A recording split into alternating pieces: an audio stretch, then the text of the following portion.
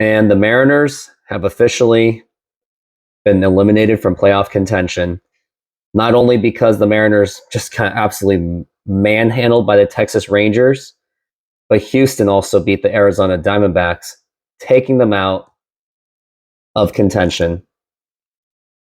And before we get started, hit that subscribe button, as it would make me feel a lot better. Just hit that subscribe button when you can. All right, let's get into it. First thing, I just want to say what's really odd. The Mariners made the playoffs on this day with a Cal Raleigh home run against Oakland, and I was there with wearing the teal jerseys, and on the same day and nearly the same time as the Mariners being eliminated from playoff contention, wearing teal jerseys. What a parallel. And I don't want to go too much into the game. I really just don't. All I can say is Luis Castillo failed when he needed it most. Couldn't strike out the guys. Kept staying stagnant on strike twos. Kept staying stagnant with 2 outs. So many foul balls. And it was only a matter of time that Texas would score. When it comes to the Texas Rangers, you've got to shut the door. You've just got to take care of them. You've got to find a way to get them out. And they didn't. They failed. Castillo was awful today. I think he walked almost as much as he struck out the batters. And it was so bad when he gave up those runs that he was pulled for Matt Brash, and it was just bullpen game from there. The offense did absolutely nothing. They just looked completely lost. They had opportunities to score early to put the pressure on the Texas Rangers and failed miserably. The only run the Mariners scored was a lame Eugenio Suarez lame duck home run, which didn't really amount to anything at all. Didn't amount to anything. And the Mariners, they eventually lose the game. And now they're not in the playoffs. Now we have to watch the Texas Rangers and the Houston Astros in the playoffs.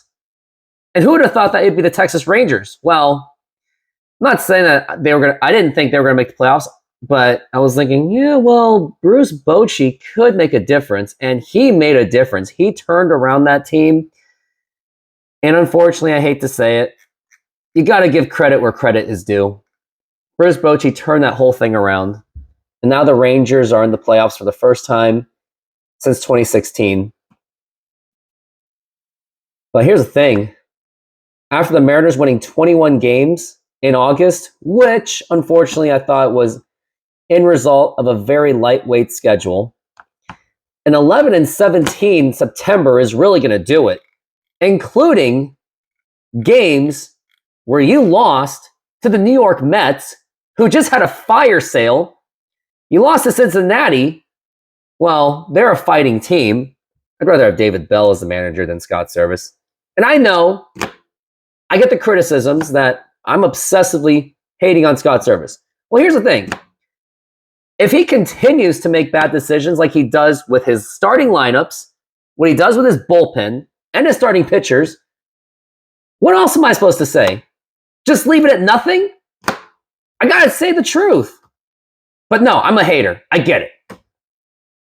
But then you lost. You couldn't even split against Tampa because there was a game where it was heavily mismanaged with the pitchers. It was a bullpen day, and you left in Luke Weaver way too long. Should have took him out there, and now he's not on the team anymore because of that game. Other than that, when he was a bullpen pitcher, he did great, and I think they shouldn't have got rid of him. They should have got rid of Dominic Leone. But hey, they had to pick him up because nostalgia. Very lame excuse, and I'm a nostalgia freak. Just to think about this. Had you just win one game against the Dodgers, win one game against the Texas Rangers, split the series against Tampa, you're probably in the playoffs. You're probably running away with a division at that point. But it didn't happen because of these little mistakes that happened. And the thing that bothered me the most, why wasn't Dominic Canzone playing? Like, where was he? Why wasn't he getting the playing time? Like, I know Jarred Kelenic was there, but he was struggling too. And at that point, you should have played Dominic Canzone, who the Mariners traded away Paul Sewald for him. And I thought that was a lot to give up. Now, that package, that's another time to talk about. But I just didn't think that it was appropriate that you just allowed, you didn't even let Dominic Canzone play for the last final stretches. Now I'm just trying to look up his splits on how he did in September, which I unfortunately can't find. Actually, I can find it right over here by game logs. And he's a young man, so he's got ways to go. But when it came to the month of September, he had 3 home runs, batted .200, compared to August when he was absolutely lights out in August. 234, but he struck out a lot, so he does have that problem. But even then, there were games where he did perform when it mattered most. But the Mariners didn't even let him play. But instead, you let a struggling Dylan Moore play in very critical games. Even that Houston game where you put him 5th in the lineup, which made no sense at all, but Scott Servais is all about that, lefty-righty matchups. When you don't have the personnel to even handle that, matchups doesn't matter. And by that logic, I guess the Mariners should just bench Ken Griffey Jr. for some bum right-handed hitter just because of matchups. But this all backfired. And here's the other thing.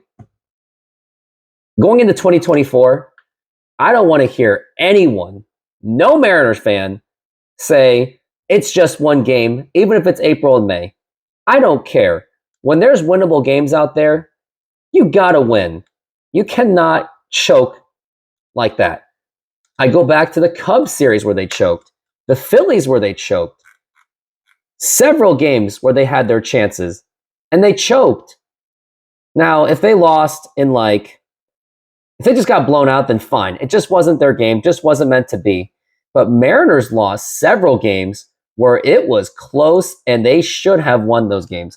So many games that they blew. Like, I even go back to the game in Chicago where the Mariners had a 7-0 lead, and they squandered every bit of it and then lost. Mariners have a lot of work to do next season. I don't think Luis Castillo is the number one guy. I think it belongs to George Kirby. Otherwise, I think the Mariners should go out and try to find whoever is available in free agency. I mean, unfortunately, I haven't looked at free agency yet. And maybe there will be another time or a video where I take a look at the free agency market and see what it's like. But until then, there's a lot of things that have to be done. I mean, it looks like Teoscar Hernandez, he may be the free agent. What are they going to do with him? What are they going to do with that outfield core? What are you going to do with Jarred Kelenic? How are you going to fix that bullpen? Because this time around, they need to get an established closer because they got rid of Paul Sewald. And yes, it may have helped the offense. Got Josh Rojas, Dominic Canzone, Ryan Bliss may be the next second baseman who's dominated Tacoma. I don't know. Is Cade Marlowe the guy? I don't know. A lot of questions to be answered. A lot of questions for the offseason. But it goes all the way back to offseason, where I said in a video, and I said it specifically, and I'll make it available, but I said the Mariners' offseason moves was not enough. I said Teoscar Hernandez was not going to be enough. I said the bullpen wasn't ready to go. And it's not like I was asking for big 10-year contracts or anything like that. None of those Scott Boras clients, but maybe spend just a little bit of money on those mid-level players that want the ring, that will get you over the top. We're not asking us fans, including me, to Mr. John Stanton. We're not asking for a big payday for all these big free agents. We're not asking for that. Well, maybe Shohei Ohtani. But what we're asking for is to actually go out, spend the money on actual quality veterans that have leadership, that have experience, or that does have the talent to help lead this team. This team doesn't really have much leaders other than maybe Eugenio Suarez. But that's it. Julio's a young man. But all some Mariner fans can say is, well, Houston played dirty because Hector Nardi said something really mean to Julio. Well, guess what? Houston got the last laugh on that. Now they have the playoff spot, and the Mariners don't. But I can just go on and on about this. And I think those are all my thoughts. I intend to make more content about the Mariners' failure. Like some ideas I may have is like that timeline video you may have saw. I've thought of that. Most underutilized players for the Mariners. What should they do for the offseason? What should they address? Let's go from there. But until then, enjoy the last Mariners game, even though they really got nothing to play for, except for pride. And also, Jerry Dipoto, take your friend hat off and maybe consider a new manager. Maybe consider Joe Maddon. He did help when the Cubs win the World Series. He helped bring the Rays into the playoffs and the World Series. What about the Angels, where he at least kept them somewhat afloat? Of course, that team had no talent. But hey, when they brought in Phil Nevin, everything collapsed.